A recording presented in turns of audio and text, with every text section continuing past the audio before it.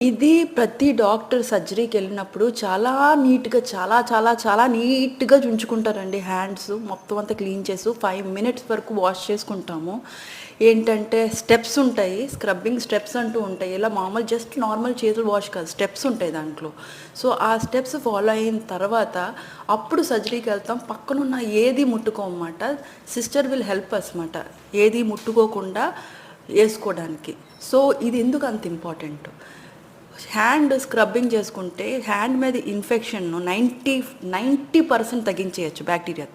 And ఇంకోటి surgical site అక్కడెక్కడ operation చేస్తామంటే ఇన్ఫెక్షన్ పోస్ట్ ఆపరేటివ్గా ఆపరేషన్ చేసినప్పుడు ఇన్ఫెక్షను 60% తగ్గించచ్చు అని ఉంది. సో ఒక టైంలో ఈ హ్యాండ్ స్క్రబ్బింగ్ అనేది ఓల్డెన్ డేస్లో ఉండేది కాదు. అప్పుడు అందరూ చనిపోయేవారు. కానీ ఇప్పుడు అంత ఇంపార్టెంట్ మాట. ఎస్పెషల్లీ ఆల్కహాల్ బేస్ వాడుతూ ఉంటారు. దాంతో ఇంకా ఎఫెక్టివ్.